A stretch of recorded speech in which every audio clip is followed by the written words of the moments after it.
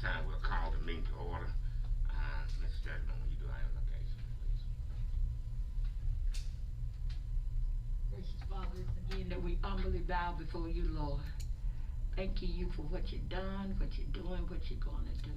God, we ask you to bless everyone in this room today. We ask you to bless our citizens. God, we ask you that we come together as a unified group to make decisions for the citizens of Anson County that will be to the best of what their needs is. In thy name we pray. Amen. Yeah. At this time, we have budget amendments by the Finance Officer, Mr. Kerry Garner. Good morning. Good morning. I apologize, but you'll see a number of budget amendments in front of you there. And I made a comment, I think I told everyone that not all of these represent real revenue or contingency that was already budgeted. There is one exception to that, and that would be the return of the Agri-Civic Center contributions. So that is from fund balance, but it's a reserved fund balance, so it doesn't affect our unreserved fund balance number. So I did, in full disclosure, get that out there that there is one fund balance that we're pulling from, but again, it's restricted, so it wasn't in the number that we utilize, as well as it's kind of our metric. Any questions on any particular one of them, I'd be happy to address. But outside of that, they are all revenues that we have either budgeted in contingency or that we've actually received. Mr. Garner. Yes, sir. Just one question on the Agri-Civic Center refunds. The Yes, sir. $283,000, does that include interest? It does, sir. All right. And when will those checks be distributed? We we are going to live with our new software today and tomorrow. They're uploading it today. We'll be live in that tomorrow, so it'll be a few days. We're going to back them into 2020 for this year. That's what I'm asking for the amendment for. But yeah, and I've got a detail here, but I'll be happy to share that with you. But yeah, we hope to have them out in the next few days. All right, thank you. And it's really dependent, software dependent, because of switching over to the new system. Okay, any other questions from commissioners? Okay, do we have a motion to approve the budget Make a amendment? motion to approve the budget amendments. I second it. We have a motion by Commissioner Gatewood and a second by Commissioner Stedman. All in favor, let it be known by aye. Aye. Opposed? Unanimous, thank you. Personnel policy change, HR, Mr. Ingram. One quick note real Sure. quick. We should have audit work wrapped up today. Also, as I just mentioned, I was going to announce that our new software for finance is going live tonight, tomorrow, and the response that we got from LGC, the letter that we got from them had some errors in it, so we're still working through that issue. So I just want to put everyone at ease that nothing's falling through the cracks, and we're still working on it. Thank you, Thanks, Mr. sir. Garner. Mr. Ingram.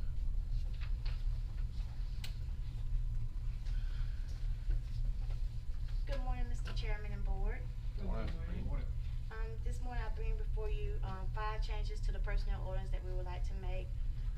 This is from what was brought to you before in May, and our attorney has looked over it and has made some recommendations and fine-tuned some changes for us. In part of your packet, in front of you on pages 1 through 6, the first change is Appendix N. This is a brand new policy. It outlines what Anson County responsibility is as far as how we would like to respond to contagious illnesses and infectious diseases. It shows what the county responsibilities will be, employee responsibilities, and then the supervisor responsibilities will be. It also outlines what we would do in the case of a pandemic, like what we're going through now, and then what we would do if there's not executive orders already in place. On page 10, if Appendix N is approved, there is a part that mentions that we will allow share leave from sick to sick transfers. Right now, you can only donate sick time to family members. So if Appendix N is adopted, we would need to also change share leave, which should add that same provision in there. On page 11 of your packets is the holiday change. We would like to add for when the Independence Day falls on a Thursday or a Tuesday, a floating holiday of that Friday or that Monday. Pages 12, 13, 14, and 16 is for comp time. We would like to change for compensation time to be used first. This will remove that liability off the county sooner, and then after you use your compensation time, you will use your sick leave, your vacation leave, or any other available leave. And then the last change, which is on page 16, is for in a state of emergency, for emergency overtime. We would like to clarify that and just have a provision in there where they would have to submit that request through myself for human resources, and then the final approval will come from the county manager. But this is only during the state of emergency. Are there any questions for any of the policies? Are there any questions from the commissioner? Great job. Thank you.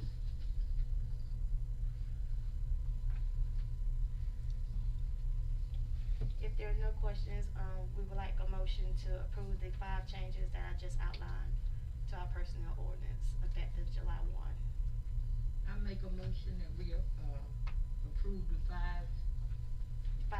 Personnel ordinance changes. personnel ordinance as of July 1. Yes, ma'am. That's that. Okay, we have a motion and a second to approve the 5 amendments. Question. Okay. I support everything, all the changes. As we look to the future, it would be nice to have a copy of this so I can read it in its entirety one last time before we approve it. But I'm not going to stand in the way of progress this morning. I will support it, but that's just a recommendation I would make to the chairman for future consideration. And if you don't know, Not a just problem. get it to us before the meeting. Yes, sir. Alright, thank you. Alright, we have a motion by Commissioner Studman, a second by Commissioner Woodburn. All in favor, let it be known by aye. Aye. Opposed? Unanimous, thank you. Thank you. Resolution, Attorney Scott Forbes.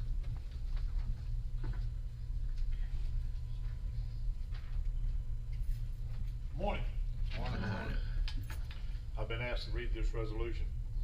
Resolution clarifying levying the additional 1/4 cent sales tax, or county sales and use tax. Whereas the General Assembly has authorized county boards of commissioners across the state of North Carolina to levy a 1/4% county sales and use tax contingent upon an advisory referendum in which the majority of the casting ballots voted for the levy of the tax, and whereas the Anson County Board of Commissioners directed the Anson County Board of Elections to conduct an advisory referendum on the question of whether to levy the 1/4 cent county sales and use tax in Anson County on the 7th day of July 2014. And whereas the Anson County Board of Elections printed ballots captioned Anson County Sales and Use Tax, under which read local sales and use tax as the rate of 1/4% in addition to all other state and local sales and use taxes. And whereas the ballots were cast 52.22% for and 47.78% against the levy of the 1/4 cent county sales and use tax, and the board provided the required 10 days public notice to the board's intent to consider the resolution to levy the tax. And whereas the County Board of Commissioners hereby found and still finds that the levy of the 1/4 cent sales and use tax is necessary to help and alleviate fiscal constraints within Anson County, and whereas the Anson County Board of Commissioners adopted a resolution that contained a provision that the aforesaid sales and use tax was to be designated and appropriated for funding the teacher supplement and classroom equipment and to directly benefit student instruction, and will not be used for central office administration. And whereas the North Carolina General Assembly does not authorize counties to so designate and restrict spending of the 1/4% county and sales tax in so limited a scope. And whereas Anson County is unequivocally bound by Article 46 of the North Carolina General Statutes and all laws enacted by North Carolina's General Assembly, and now, therefore, be it resolved by the Anson County Board of Commissioners. 1. There is hereby continued to be levied within Anson County the 1/4% county sales and use tax authorized in section 31.17 subsection B of the Current Operations and Capital Improvements Appropriations Act of 2007. That's in Session Law 2007-323. 2. Collection of the tax by the North Carolina Secretary of Revenue shall continue as heretofore previously since April 2015. 3. The next proceeds of this tax levied herein shall continue to be distributed by the Secretary of Revenue to Anson County in accordance with Article 39, Chapter 105 of the North Carolina General Statutes, notwithstanding the provisions of Article 39 of Chapter 59. The additional 1/4% county sales and use tax does not apply to the sales price of food that is exempt from tax pursuant to North Carolina General Statutes 105-164.13b. The Secretary shall continue to not divide the amount allocated to a county between Anson County and the municipalities within Anson County. 4. The provision of the prior resolution designated predetermined specific allocation of the 1/4% sales and use tax revenue is hereby revoked. This resolution is effective upon its adoption, and the North Carolina Department of Revenue shall continue to collect and forward all Article 46 proceeds to the County of Anson's Department of Finance. Thank you, Mr. Attorney. Thank you. Do we have a motion to approve the resolution? I make a motion that we approve the resolution that our attorney so elegantly read. Thank you, ma'am. Second? We have a motion by Commissioner Sturman and a second by Commissioner Gatewood. All in favor, let it be known by aye. I'm sorry. Just, one comment I'd like to make, and I understand research has been made on this, and I know we have to comply with the statutes. I'm not 100% in favor of taking money away from education, especially our teachers here in Anson County. And, I'd just like to instruct the county manager, or this board to instruct the county manager that as soon as possible, we can return this money that they're not gonna get. And I understand the circumstances of what we got to do right now, but as soon as applicable, that we get this money back to them. When would that be? I mean, what? I can't answer that. That's, I guess, Mr. Garner and county manager. As soon as the county's in a position to do that. They can't answer that. Yeah, the entire reason behind the so-called defunding, which I don't like that term, we're not defunding anything. We're making a very conservative budget projection in regards to sales tax. Right, I understand. And to your question about when that can take place, we have no idea. Most recently, we received a estimate for sales tax for the month of April, which was a severe month for us. The fourth full month of not having Walmart and the COVID-19 lockdowns, and we came out fairly decently. But we don't know what that looks like. That could be a blip in the radar. We have another 6-7 months before we make a real determination whether or not we have the revenue coming in as estimated. So we take that, we hear it, we understand it, and throughout the year I ask for the flexibility to make amendments to the budget as we see fit to make sure that everyone's made whole. But right now, conservatively, we're gonna go with what we have, but I do hear you. Understand. If the things should change, could the commissions maybe look at salaries mid-year? I believe you can, sir, yes. Okay, I would like for that to be done if possible. You know, if things should change, they will also look at county employee salaries. I think mid-year adjustments should be something we would look at, no problem. So we can have the discussion in December the discussion should probably take place a little bit prior to December, in that we will hopefully have more data over the next 6 months, which gives us throughout November, and then we can maybe project some things out. However, a decision does have to be made at that time. I think the discussion needs to start around November, December. We also need to be considerate that if this isn't a recession that we're talking about, then people won't have jobs potentially. Worst case scenario, meaning that they don't have revenue to, the income to pay their tax, the ad valorem tax. That is the foundation of our entire business, if you want to call it a business. So if people can't pay their property tax, sales tax is going to be a secondary issue. So that's why I would want to have that conversation a little bit later to determine what the collection rate, the ad valorem tax rate looks like. What is our rate right now? What's our collection rate for the end of the year? The last number that we had was 95.22. So we are predicting internally we're slightly stronger than that, probably a quarter of a point, maybe a third of a point. But again, we have other avenues in place that we think will push that up. Correct. Had it not been for what's happening right now, but software-wise and other things that we're rolling out, the tax office will have more tools. So hopefully we're doing the right thing and enabling them to get the rate up. Again, that 95.25 is pretty solid for the history of Anson County, given that we took a full month off almost in the month of April. If we look at April collections in tax ad valorem from year to year, we were down probably about, I want to say, estimate around $90,000 to $100,000 in collections from year to year over that month of April.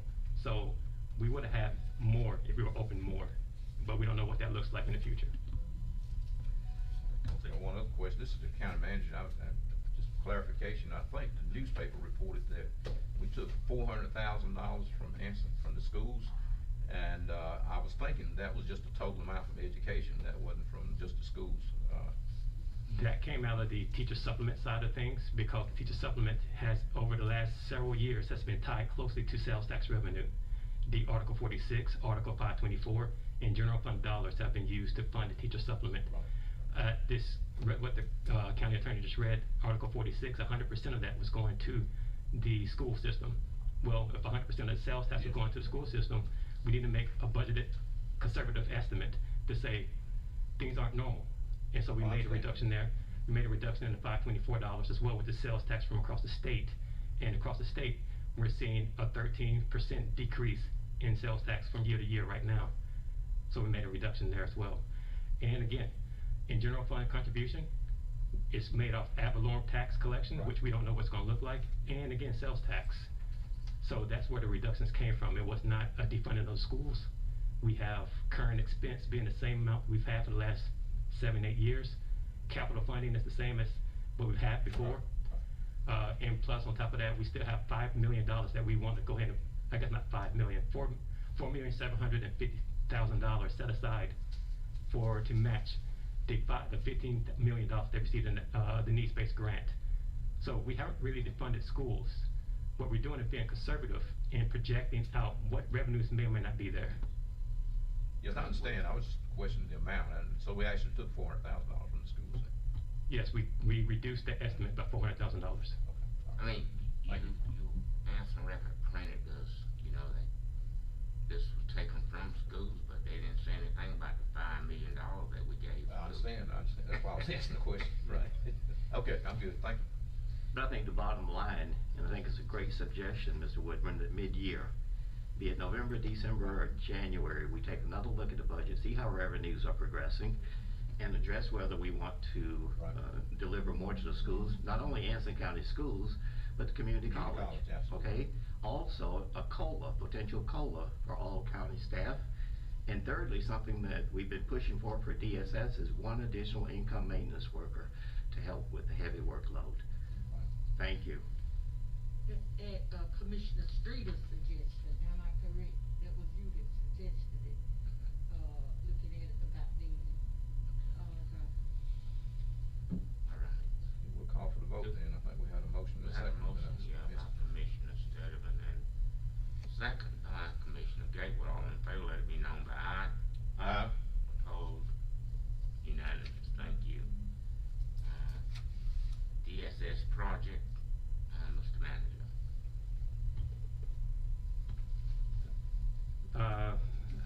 to start. A year and a half I got here, there were 3 projects that were of significant importance for the county. One was present with the DSS building.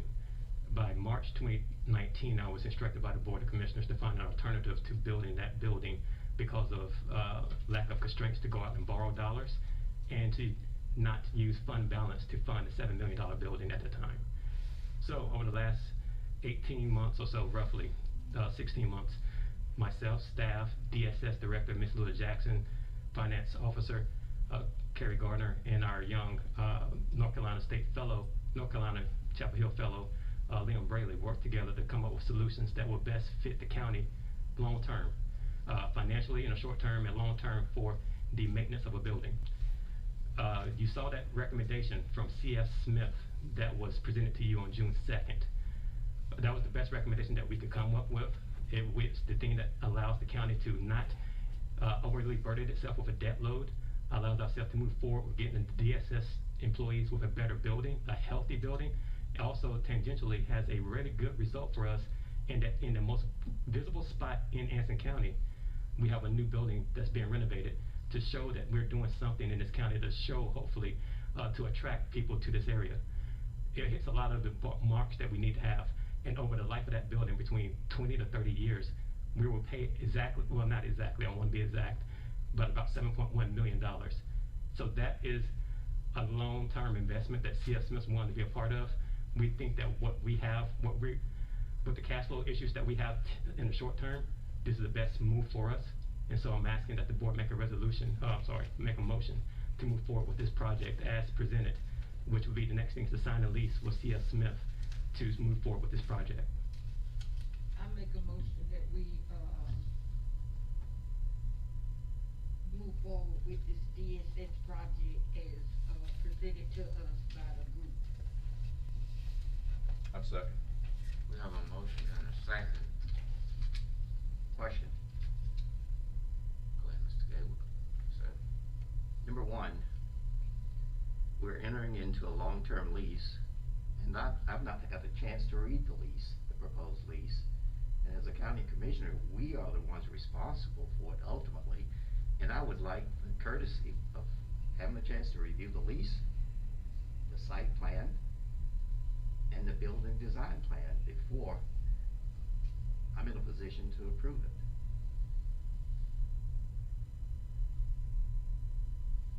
Okay, thank you, Mr. Gatewood. Okay, any other? Okay. The other question I have is, can we enter into a long-term lease without our annual financial audits being current? Mr. Carr. I think the lease we're talking about is contingent upon approval from DHHS and from the LGC. So even though we're not borrowing money, it still has to have approval because of the amount and length of the lease. But that's what we're trying to do, is get the first things in place. All right. Not to speak over Mr. Monroe, but. So we do have time to review the lease before executing it. Correct, you have time. However, my intention is to move as fast as possible to get something done. We've been working on this project. We, as the county, has been working on this project since July 2017. And the Department of DSS, they need a new building. They need a new space. This is the best opportunity moving forward. I understand your hesitancy. We will make sure that all legal documents that you need to see will be presented to you. However, we'd like to have the authority to move forward as far as possible. What I don't want to have happen is we get to the 9th hour and then walk away from it again. So that's why we're asking to pending DHHS and LGC that we execute the lease. But I understand completely. So basically, this is just authorization to move ahead, but nothing will be, no kind of an agreement, anything will be entered into before it's presented to the board. Is that Correct, correct. We will present it to the board. The idea is that C.F. Smith needs to know that we're not just right? I understand. hanging around for the next 6 months determining whether or not we're going to do something. We need to give them some assurance that we're going to do something. Mr. Monroe, as you know, I don't think there's any person in this room that's more committed to a new DSS facility than myself. Volunteering a number of hours working with Mosley and the DSS team to come up with a viable option. And at the time, we couldn't proceed because our audits were not current. Our audits are still not current, And I would just like the courtesy before we enter into any long-term lease to have a chance to review the lease and comment on it. The other concern I have is that the presentation that was made by C.F. Smith is an excellent presentation, but they're planning to put this new building on a 50-year-old foundation. And I've had some discussions with contractors and designers, and they're saying that could be a horrible mistake to proceed along those lines. So are we still planning to put a new building on a 50-year-old foundation? They will, what's the right term, rehab what needs to be rehabbed in that building, you know, in regards to foundations. If it needs to be torn up, they will tear up sections of it and re-pour the concrete. There are ways to get around. What we want to do as efficiently, financially as possible, as prudently possible for this county is not to build a new building where we don't have to. So in places where they can recast or cement things, they will. So there may be a mix of 50-year-old and very new foundations where it's needed. They will also take care of the superstructure as well to make sure that it is conducive to what we have. They will be the landlords and we will be the tenants, meaning that they're held to a higher standard of keeping that building as acceptable as we need. So that does give us some latitude there as well. Okay. We have a motion and a second. All in favor, let it be known by aye. Aye. Opposed? Opposed? Okay. 3-1. Approved. But as you say, you will come back to this board. Yes, sir. We will, as we've done, I think for the most part, we have a DSS update. Generally speaking, on my manager's report, it will continue as such. What is the time frame? Does anyone know? Well, it depends on when we decide to actually make a decision, but it's about a 9-month to 10-month build out. So whenever we start and we execute the lease, printing all the approvals, it's a 9 to 10-month bill 10 months before they move in. before they move in. Ms. Monroe, one other question. Are they really building it to suit per the Mosley design, or will the county taxpayers have to pay more in design fees as a result of the C.F. Smith proposal? I asked for some clarity on what do you mean the mostly design fees, because if you're talking about the T-shape, it's not going to be a T-shaped building in all the conditions, but the number of rooms, there will be the same number of rooms, there'll be the same number of bathrooms, showers, lobbies, all that would be consistent within the shape of the building. My question is, will county property taxpayers have to pay more in design fees? I don't know the answer to that question, sir.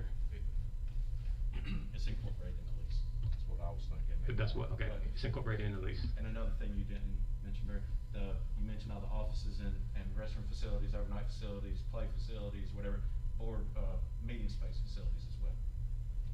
Thank you. In the design that they have presented to you in the bid packet, it matches up right with your Mosley design, because we get in the Mosley design to incorporate into that building space. So that's why I'm uncertain about the question. They've already seen the Mosley design and tried to incorporate as much as possible into that, and I don't think they've missed a beat. Thank you. Budget, ordinance, fee schedules, county manager. Well, I just like where you adopt the budget. I have one question before we do that, and that is on That's all right. I think I read in your proposal that we were taking 1.6 million out of fund balance. It is currently 1.9 million, and the reason why it's 1.9 is that we received that $647,000 from the CARES fund, and rather than try to cram it in this budget year, which is exiting today, we said we'll recognize it for next year, and that's why we increased the fund balance from 1.2 to 1.3 to $1.9 million.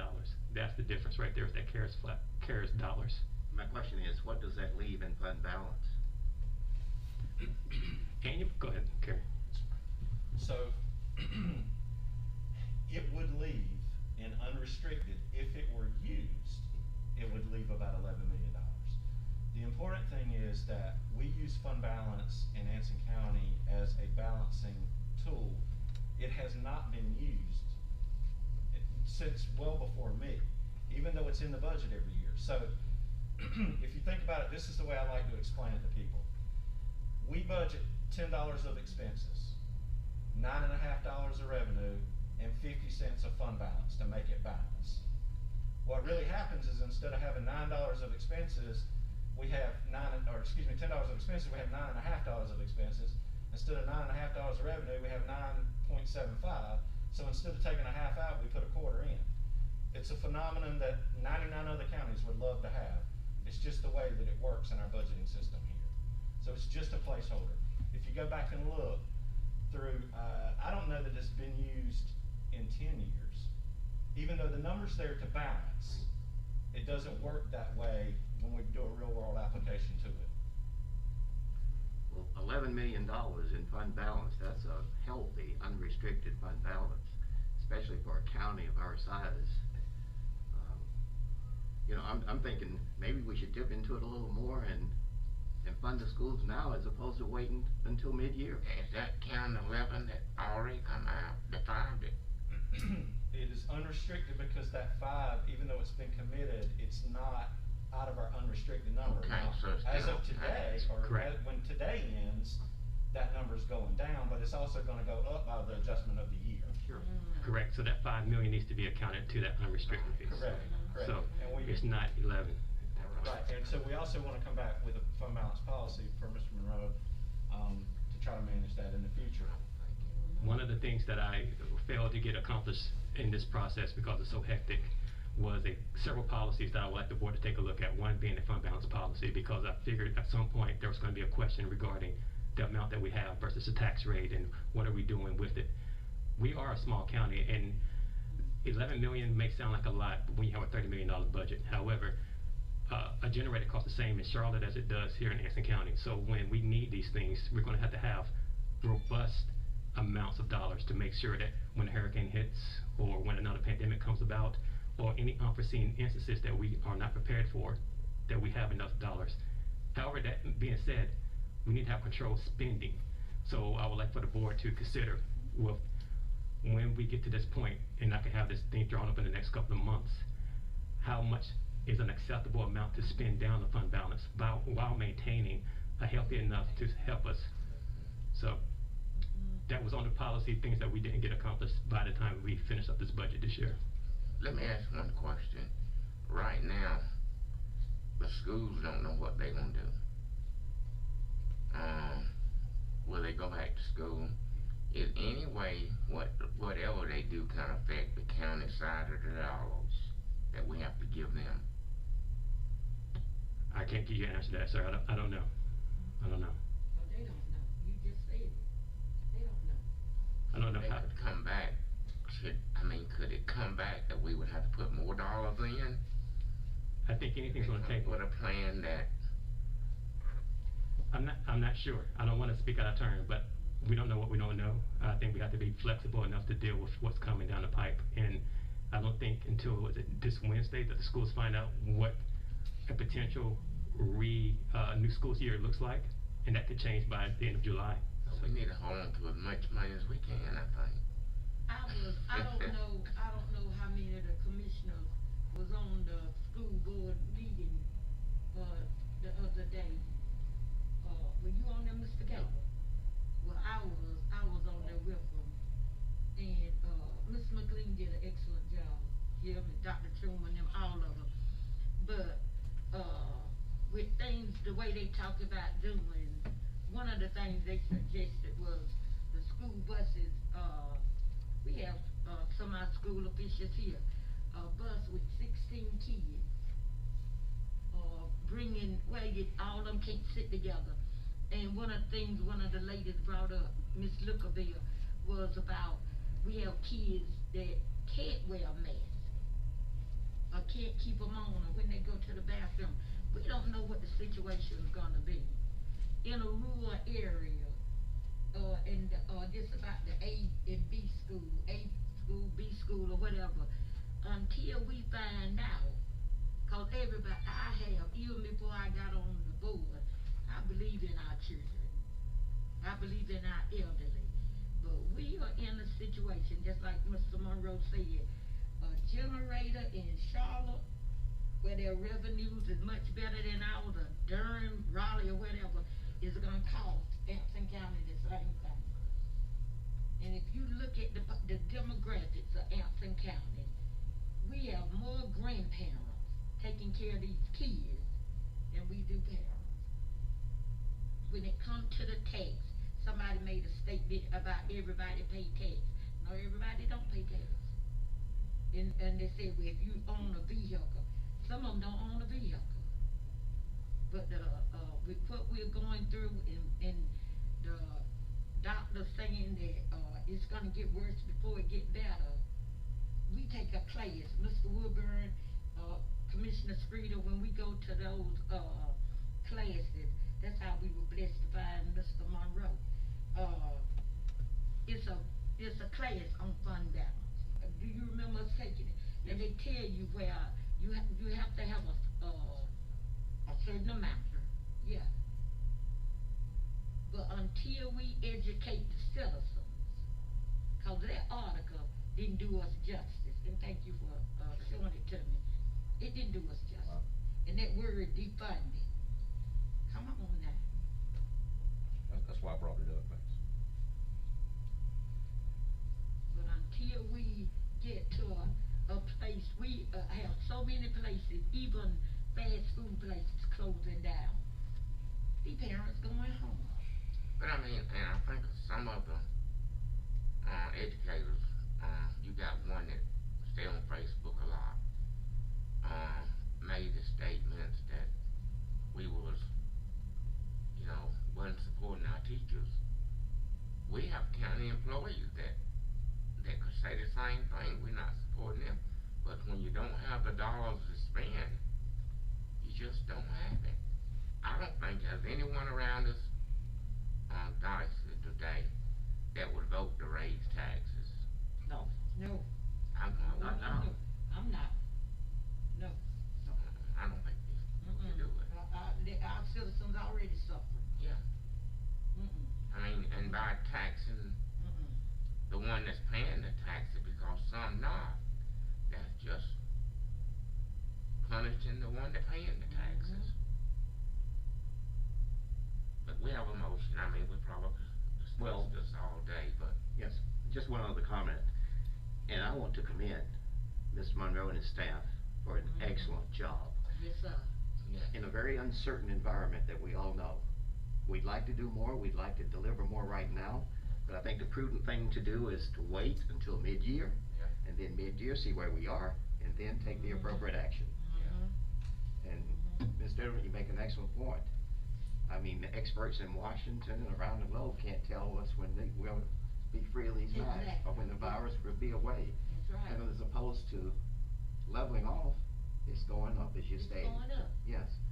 So with all the uncertainty, I'd like to see us deliver more, but I think it's prudent to hold back. So I certainly support the budget, and I wanna commend staff for an excellent job. Great job. Yeah. Great job. And Terry, with your broke down leg, you're doing an excellent job.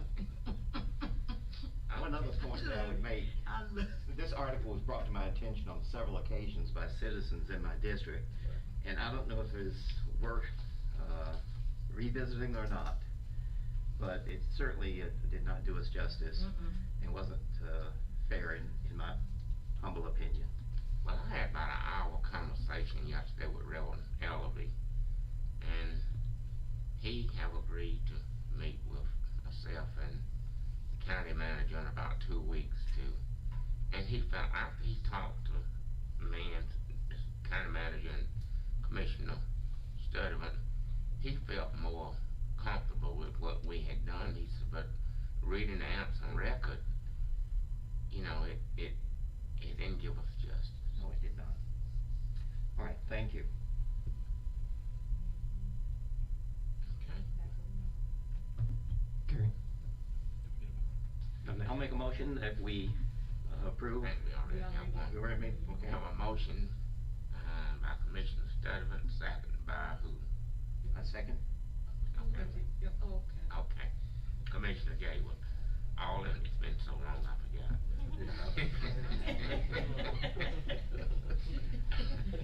All in favor, let it be known by raising your right hand. Opposed? Budget stands approved. Thank Mr. Monroe and your staff for the job you have done, Yes, and our clerk. and our clerk. Yes, yes. Thank you all for letting us, thank you for going through this process. It was a trying situation, and the department heads, staff, Carrie, Ms. Ingram, the young Mr. Braley, who isn't here, we all worked pretty hard with this whole process, and the uncertainty is really what it all is. So I appreciate the flexibility in the board recognizing that come 6 months, things may be different, and to revisit the decisions made today at a later date, to not hold ourselves to one day, but to be flexible going forward. So I appreciate that. Okay. Anything else? Do I have a motion to adjourn? I don't think we need to come back no more this month, do we? Make a motion that we adjourn this meeting. Motion to adjourn. Thank you.